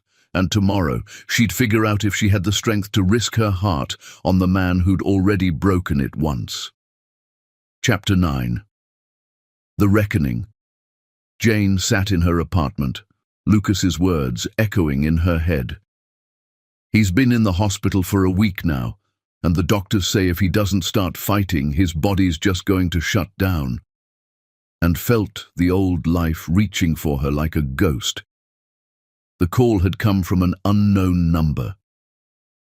Jane almost hadn't answered, trained by months of avoiding Reb's attempts at contact, but something made her pick up on the fourth ring. "Don't hang up." Lucas's voice was rough, exhausted in a way she'd never heard from him. "Please, Jane, just hear me out." She'd stayed silent, waiting. Reb's at Memorial. Has been for a week. He collapsed at work, complete physical breakdown from months of not eating right, not sleeping, working himself into the ground. Lucas took a shaky breath. "The doctors are saying it's acute stress cardiomyopathy. Basically, his heart muscle has weakened from prolonged stress and self-neglect. But Jane, the physical stuff isn't even the worst part. He's given up, won't engage with treatment, won't do the therapy they're recommending, won't fight to get better." Jane stood frozen in her kitchen, coffee cup halfway to her mouth. "That's not my responsibility." I know you don't owe him anything." Lucas's voice cracked slightly. "But I thought you should know, not because you need to save him, you don't. This is his mess to fix. But in case there's anything you want to say to him, any closure you need, now might be the time." "He's not dying." Jane kept her voice flat. "Not immediately, but he's destroying himself bit by bit, and he doesn't seem to care enough to stop." Lucas paused. "Look, forget I called. You've moved on. You've built a good life. You don't need this dragging you back. I just thought—" "Which hospital?" Jane heard herself ask. "Memorial. ICU, 4th floor. But Jane, you don't have to." She ended the call before he could finish, set down her phone like it was made of something toxic, stood in her apartment while morning light streamed through windows, illuminating the life she'd built without Reb. Acute stress, cardiomyopathy. Jane pulled out her laptop, researched it quickly. Also called broken heart syndrome, though the medical reality was more complex. Severe emotional stress causing the heart muscle to temporarily weaken, leading to symptoms similar to a heart attack. Usually reversible with treatment and lifestyle changes. Usually, but it required the patient actually wanting to recover, actually engaging with treatment instead of passively letting their body fail. Reb was in the hospital because he'd spent months systematically destroying himself, not eating properly, not sleeping, working until his body couldn't function anymore, and now he was lying in a hospital bed refusing to fight because the guilt was apparently more comfortable than the work of actually living with what he'd done. Selfish. Jane said it out loud, her voice sharp in the quiet apartment. Taking the coward's way out. Because that's what this was. Reb couldn't handle the consequences of his actions, so he was checking out letting his body fail rather than doing the hard work of forgiving himself and becoming someone better. And Lucas expected her to what? Rush to his bedside, hold his hand, tell him it was okay so he'd have permission to heal. Jane made it through her shower thinking that, through getting dressed, applying makeup, gathering her work materials. She made it all the way to her car, keys in hand, before the certainty started cracking. She'd spent a year rebuilding herself, becoming someone who didn't need Reb's belief or approval to know her own worth. She'd dated David, then chosen to end it honestly rather than use him as a shield. She'd built a career she was proud of, made a life that was fully hers. She didn't owe Reb her presence, didn't owe him comfort or forgiveness or even acknowledgement that he was suffering. His guilt, his self-destruction, his inability to live with his mistakes, none of that was her burden to carry. But if she didn't go, if she let him waste away in that hospital without facing whatever was still between them, would she regret it? Not because he deserved her presence, but because she deserved the closure of looking him in the eye one more time and choosing, definitively, whether he got to be part of her future or not. Jane started her car, drove toward the hospital, her jaw tight, her hands steady on the wheel. This wasn't about saving Reb, this was about her, about finishing something so she could move forward completely, without the weight of unfinished business anchoring her to a past that no longer served her. The hospital was exactly what she expected, sterile, quiet, full of that particular antiseptic smell that permeated all medical facilities. She gave her name at the ICU desk, saw the nurse's eyes widen slightly. "You're Jane." Not a question. Recognition and something that looked like relief. "I'll take you back." "How bad is he?" Jane kept her voice clinical, professional. "Physically, he's stable now. We've got him on medication to support his heart function, and the cardiomyopathy should reverse with proper treatment." The nurse led her through corridors past other rooms where families kept vigil. "But emotionally, he's not cooperating with therapy. Barely speaks to the doctors. It's like he's just waiting for his body to give him permission to give up." "That's his choice." "It is." The nurse stopped outside a room, her hand on the door. "But sometimes people need permission to fight, need someone to tell them their life is worth fighting for. I'm not here to give him that." Jane heard the hardness in her own voice.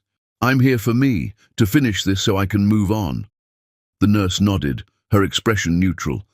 "I'll give you privacy. Press the call button if you need anything." Inside, medical equipment beeped steady rhythms, IV stands, monitors displaying information about heart rate, blood oxygen, all the numbers that measured whether someone was living or just existing, and in the center of it all, Reb. He looked terrible. Gaunt face, hollow eyes, his body seeming smaller under the hospital blankets. Not actively dying, but not actively living either, just occupying space while machines monitored his decline. Jane stood in the doorway, unable to move closer. This was the man who'd accused her of betrayal without proof, who'd chosen his mother's lies over her truth, who'd walked out of their house and refused to answer her calls, refused to investigate, refused to believe in her innocence until it was far too late. And now he was here, destroying himself with guilt, and somehow that was supposed to be her problem to solve? No. Jane moved to the chair beside his bed and sat down with deliberate force. She wasn't here to solve anything. She was here to say what needed saying so she could leave with a clear conscience. "I don't know if you can hear me." Jane spoke to his sleeping form, her voice hard. "And I don't actually care. I'm saying this for me, not you." She leaned back, crossed her arms. "Lucas called. Told me you've been destroying yourself, working until you collapsed. Not eating, not sleeping. Basically committing slow suicide because you can't handle the guilt of what you did to me." Her voice turned sharp. "That's pathetic. You know that, right? Dying would be the easy way out. Living with what you did, that's the actual punishment you deserve." Reb didn't stir, just kept breathing slowly, his face peaceful in unconsciousness.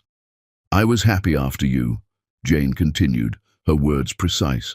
"I built a real life, got promoted, made friends who valued me, started dating someone kind. I became someone whole and complete without needing your belief to validate my existence." She paused. "You don't get to take credit for that. You don't get to think your destruction somehow made me stronger. I made myself stronger, despite you, not because of you." Days passed. Jane went to work, came back to the hospital, brought her laptop, answered emails from the uncomfortable chair. Her assistant asked if she was okay, if she needed anything. "I'm exactly where I need to be." Jane kept her voice steady, professional. She talked to Reb's unconscious form about everything, her latest campaign that had won industry recognition, the pottery piece she'd finished that actually looked like what she'd intended. Just said anything to fill the silence while she worked through whatever this was. David asked me to meet his parents. She spoke into the evening quiet of day 3. He was ready for something permanent, and I realized I couldn't give him that, because I was still too tangled up in anger at you. So I ended it. Not for you, for him, because he deserved someone whole, and I was apparently still broken from what you did to me. She stood, stretched, walked to the window. "Lucas says you're refusing treatment, refusing therapy, just lying here waiting for your body to quit." Jane's voice turned sharp. "That's a choice. You know, not a tragedy. You're choosing to give up rather than do the hard work of living with your mistakes. That's on you, not me." On day 4, the doctor came in to check vitals, nodding approvingly at the readings. "His numbers are improving. Whatever you're doing, it's helping." "I'm not doing anything." Jane's voice was flat. "He's the one who needs to choose to fight. I'm just here to finish some business so I can move on." The doctor looked at her for a long moment. Sometimes the business we think we're finishing is actually the business we're starting, just something to consider. After he left, Jane sat back down.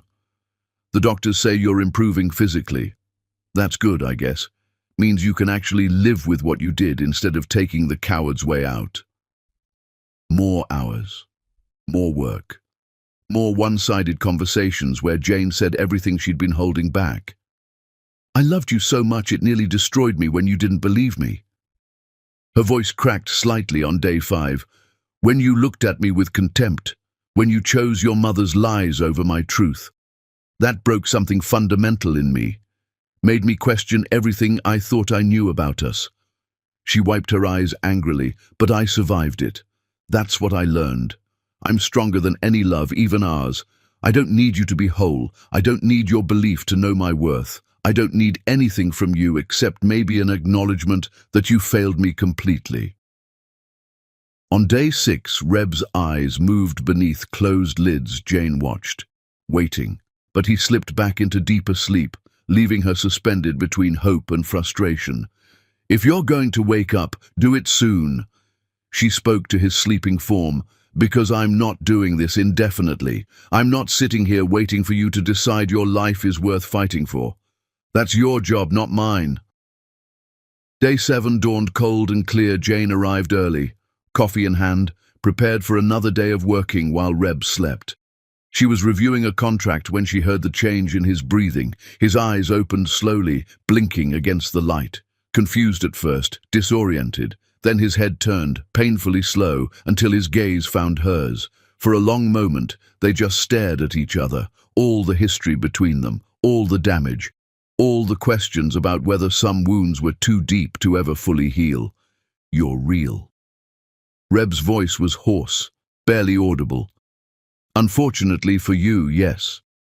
Jane set down her coffee, kept her face impassive. "Welcome back to the land of the living. Try to stay here this time." Tears slid down his face, soaking into the pillow. "Why are you here?" Jane studied him. The man who'd failed her. The man who'd spent months trying to prove his regret. The man who'd nearly given up entirely because living with his guilt was too hard. "Because I needed to decide something." She leaned forward. "I needed to look you in the eye and figure out if watching you destroy yourself would make me feel better." "Does it?" His question was barely a breath. "No." Jane's admission cost her. "Turns out I'm not vindictive enough to find satisfaction in your suffering, which is annoying, honestly. Would be easier if I could just hate you and move on." Reb closed his eyes, more tears escaping. "I'm sorry for everything, for not believing you, for choosing fear over trust, for failing you in every possible way. I know you're sorry. Jane kept her voice steady. You've made that abundantly clear with the flowers and the donations and the public apology. I know you regret what happened. That's not the question. What is the question? Whether you've actually changed. Jane held his gaze. Whether you're someone who would never make that mistake again, because sorry doesn't fix anything if the person saying it is still the same person who failed in the first place. They sat in silence while machines beeped and morning light filled the room. Finally, Jane spoke again. I'm going to say something and I need you to really hear it. She leaned forward. What your mother did was evil. What you did was fail me. Those are both true. You failed to trust me, failed to investigate, failed to choose me over convincing evidence. That's on you, not her. And I've spent a year learning to live with that failure. Jane, I'm not finished. Her voice was firm. I became someone who doesn't need you, someone who built her own life and her own worth without needing your validation. That woman isn't going anywhere. She's who I am now, and I like her a hell of a lot better than the woman who begged you to believe her while you walked away. Reb nodded, accepting this. But, Jane took a breath. I also realized something while sitting here watching you refuse to fight for your own life. I'm not done with you. I don't know if that means forgiveness or just closure, but there's something unfinished between us, and I need to figure out what that is before I can fully move forward. What does that mean? Reb's voice was tentative, hopeful. It means maybe we try to figure out if there's a version of us that could exist, not who we were, that's dead and buried, but new people. People who've both been broken and rebuilt. People who understand that trust isn't automatic, it's earned. She laid out her terms. Intensive therapy, both individual and couples. Separate homes. Complete independence and transparency. No rushing, no assumptions, no taking anything for granted. And most importantly, he had to want to live for himself, not for her. Had to do the work of forgiving himself and becoming someone better. This isn't me saving you. Jane made that crystal clear. This is me giving you a chance to prove you've changed, and if you haven't, if you can't, then we're done. Forever. No second chances after this. I understand. Reb's voice was stronger now. And Jane, thank you for not letting me take the coward's way out, for making me face this, for giving me any chance at all when I deserve none. You're right, you don't deserve it. Jane stood. But I deserve to choose my own future. And that includes deciding whether you get to be part of it. So prove you're worth the risk or don't. Either way, I'll survive. She gathered her things, prepared to leave. At the door, she paused. One more thing. The doctors say you need to engage with treatment, stop lying here waiting to die, and actually fight for your recovery. Because if you can't even fight for yourself, you sure as hell can't fight for us. Then she left, walking out of the hospital into the morning sun, feeling lighter than she had in months. Not because she'd forgiven Reb. Not because they were getting back together. But because she'd faced the things she'd been avoiding and made a choice, on her own terms, in her own time, for her own reasons. Whatever happened next was up to both of them. And Jane was finally okay with not knowing how it would end. Chapter 10. The Return. The ICU was quieter than Jane expected, just the steady rhythm of machines keeping Reb alive and the soft squeak of her shoes on linoleum as she walked toward the room where the man she'd once loved more than breathing lay dying from the weight of his own mistakes. She'd left Lucas in the cafeteria, needing these first moments alone to adjust, to decide if she was really doing this, to figure out what being here meant. Jane pushed open the door, stepped inside, pulled the chair closer to his bed. Still Reb didn't move. Still the machines beeped their mechanical song. Still she sat, watching him breathe, trying to reconcile this fragile man with the one who'd walked out of their house, convinced she'd betrayed him. I don't know why I'm here.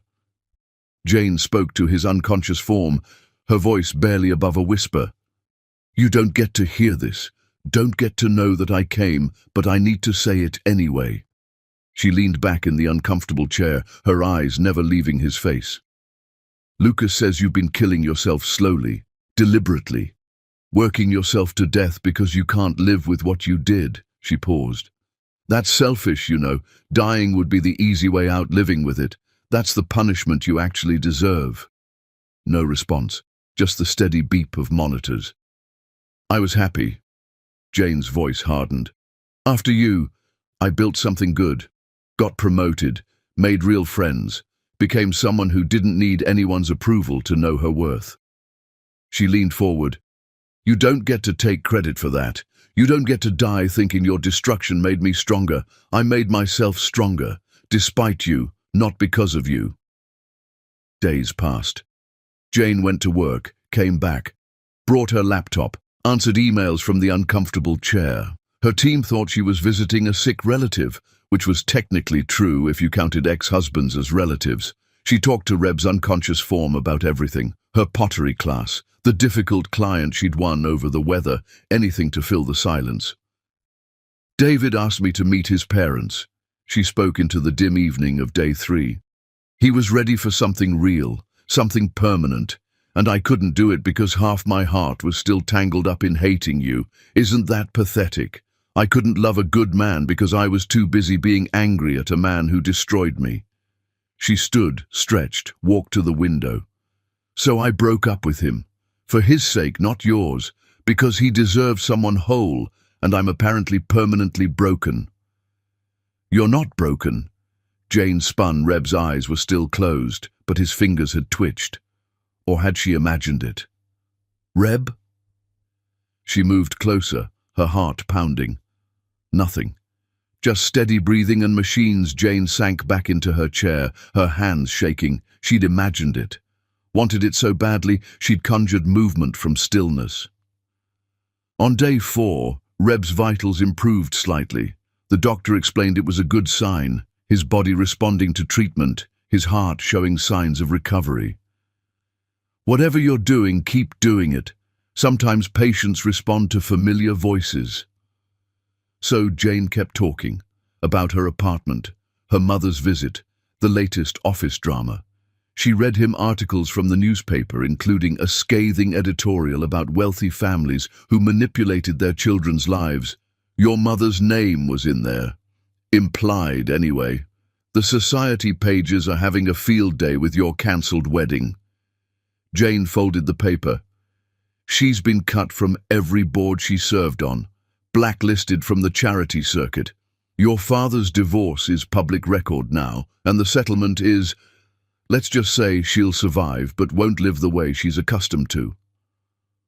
On day 5, his fingers moved again. This time Jane was sure.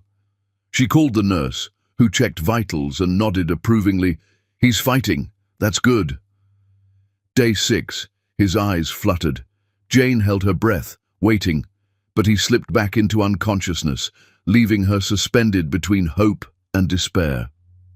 On the 7th morning, just as dawn broke through the hospital window and Jane sat with her coffee reviewing a contract, Reb's eyes opened. He stared at the ceiling for a long moment, disoriented. Then his head turned slowly, painfully, until his gaze found hers. You're real. His voice was hoarse, barely audible. Unfortunately for you, yes. Jane set down her coffee, her heart hammering. Tears slid down his face, soaking into the pillow. Why are you here? Jane studied him. The man who'd failed her.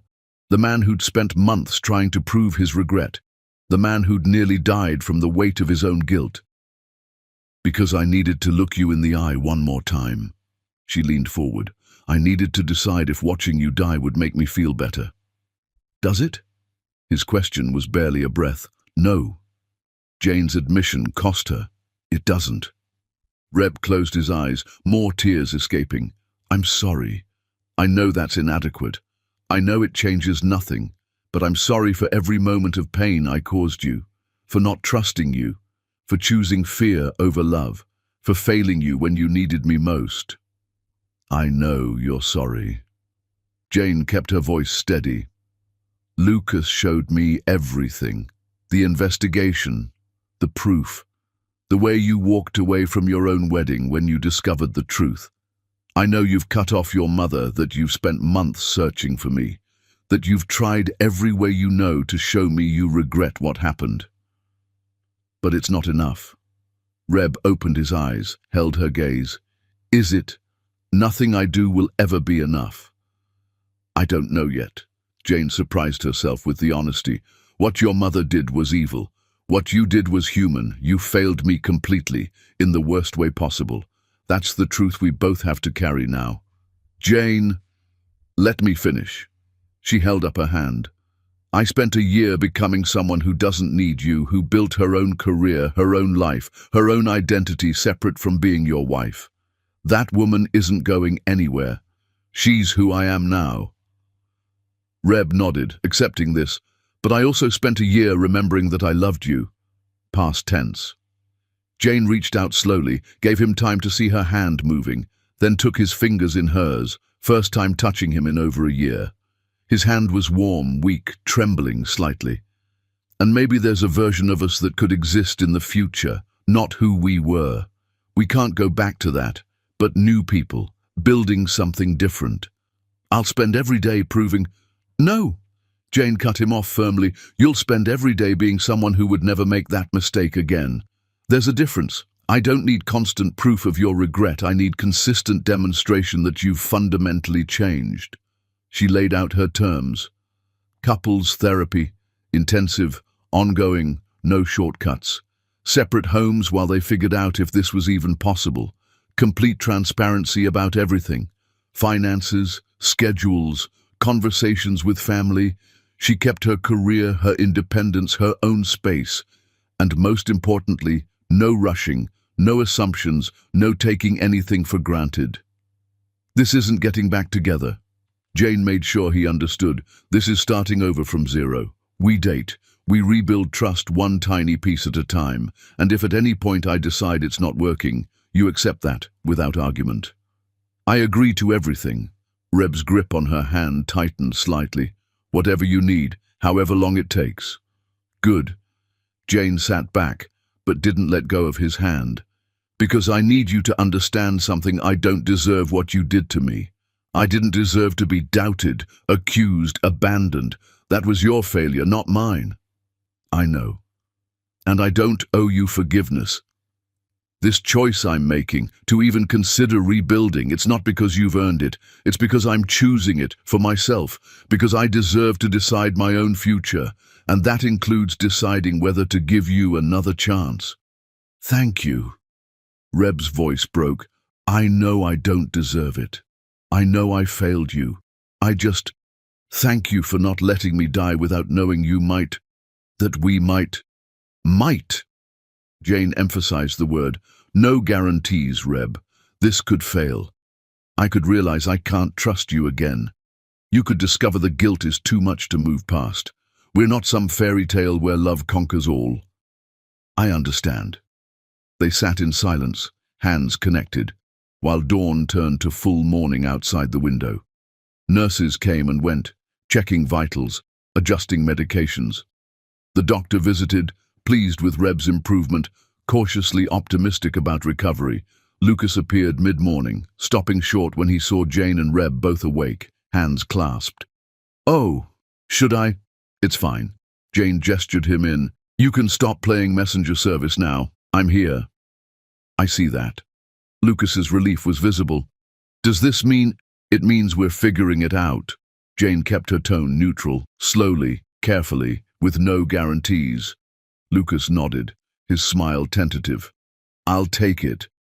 Over the following days, as Reb's strength returned, they talked real conversations, painful and honest. About Diane's manipulation and why Reb had been susceptible to it. About Jane's mother's warnings and why she'd ignored them, about trust and how it's built and how it's destroyed and whether it can be rebuilt from ashes. I think I always knew she was capable of cruelty. Reb admitted one afternoon. My mother. She'd been controlling my whole life, who I dated, what I studied, how I ran my business, but I told myself it came from love, that she wanted what was best for me. Maybe she did. Jane considered, in her twisted way.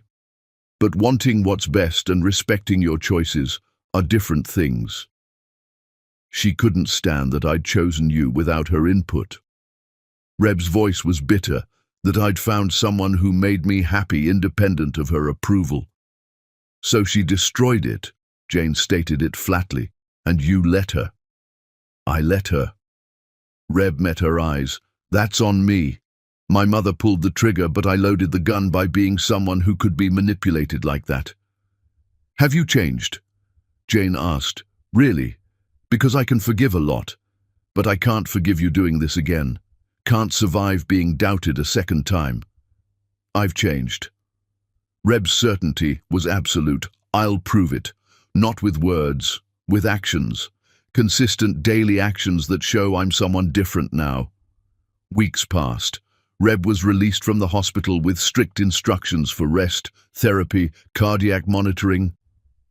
Jane visited his new apartment, smaller than his old house, furnished simply with none of the ostentation his mother would have demanded. I like it. Jane walked through the space. It suits you. The real you, not the version your family wanted you to be. They started therapy together. Brutal sessions where they excavated the ruins of their marriage, examined every failure, confronted every hurt. Jane cried in ways she hadn't let herself cry before Reb faced his patterns of choosing others' opinions over his own judgment. Your work is learning to trust yourself. Their therapist told Reb to believe in your own assessment of people and situations instead of defaulting to external validation.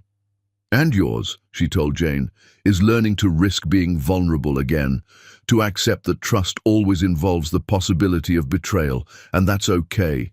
That's what makes trust meaningful. Months passed.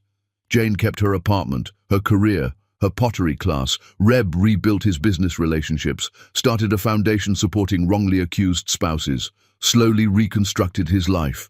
They had dinner twice a week, coffee on Saturday mornings. Long walks where they talked about everything and nothing. At her pottery showcase, Reb stood in the back, watching her glow as she explained her pieces to interested buyers. Afterward, he told her, I'm proud of who you've become. I didn't become this because of you. Jane's response was automatic. I know. Reb smiled, sad but genuine. You became this despite me. That's what makes you extraordinary. 1 year after the hospital, they had dinner at a restaurant neither had been to before. New place, new start. Real laughter happened, tentative but genuine.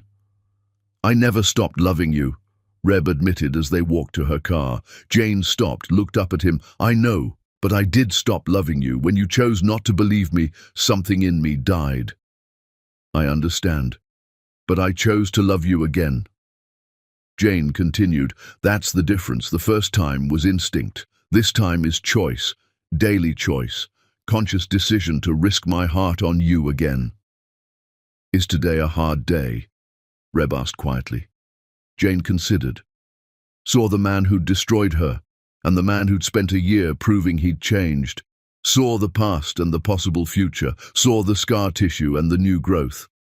No, she smiled. Real, earned, honest. Today's a good day. They didn't go home together.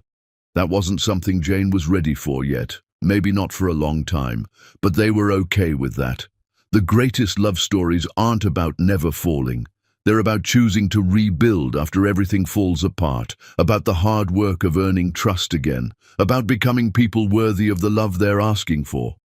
Jane drove home through the city she'd rebuilt herself in. Tomorrow she'd see him again, and the day after that. Slowly, painfully slowly, they were learning if love could survive the death of trust and be born again into something different, something harder, something earned through daily choice and consistent action, something real, and maybe that was enough.